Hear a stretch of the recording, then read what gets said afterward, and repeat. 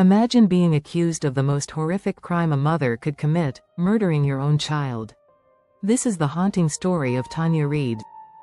In a small, locked visitors' room at the state prison for women in Amarillo, Tanya Reid sits quietly, brushing tears from her eyes.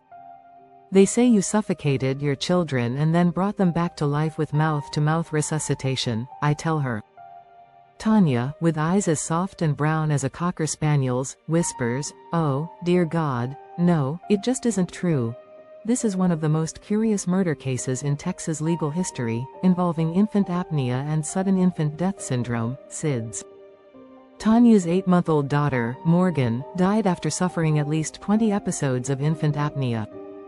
Years later, an investigator re-examined Morgan's death after learning Tanya had been accused of inducing similar episodes in her new baby, Peter. 5 Iowa doctors testified that Tanya had to have been smothering her son because he stopped breathing only when they were alone together.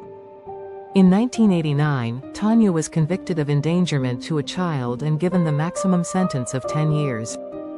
In August 1993, she was brought back to Hereford to be tried for the murder of Morgan and sentenced to another 62 years.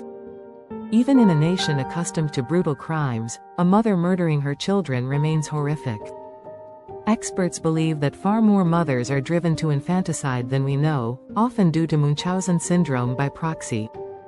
Linda Norton, a Dallas forensic pathologist, believes some deaths attributed to SIDS are actually caused by mothers inducing respiratory arrest.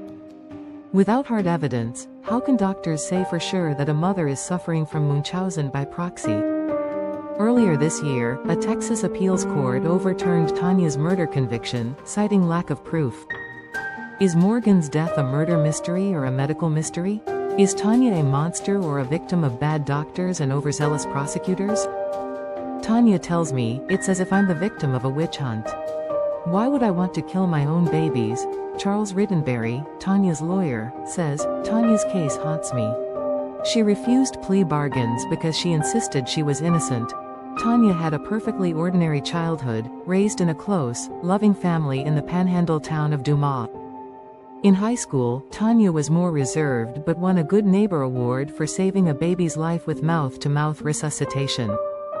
Did Tanya learn that by saving a dying baby, she could become as famous as her sisters, or did she have the impulse to do harm at age 17? Tanya says the Good Neighbor Award persuaded her to get into medical care, not to harm babies. After high school, Tanya entered a vocational nursing program and married Ray Reid, a driven corporate ladder climber. Their first child, Leslie, had no serious medical issues, but their second child, Morgan, suffered multiple apneic episodes. Doctors found nothing wrong with Morgan, but her breathing troubles continued, leading to suspicion and scrutiny. A pediatrician named Jerry Skirka began to suspect Tanya might be inducing Morgan's apnea.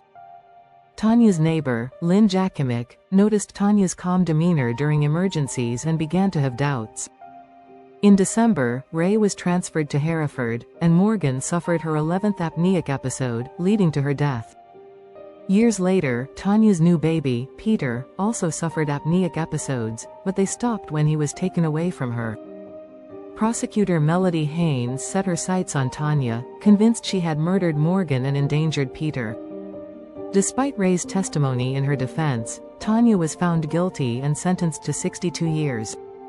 As Tanya tells me her story, I wonder if she's guilty or a victim of a tragic misunderstanding.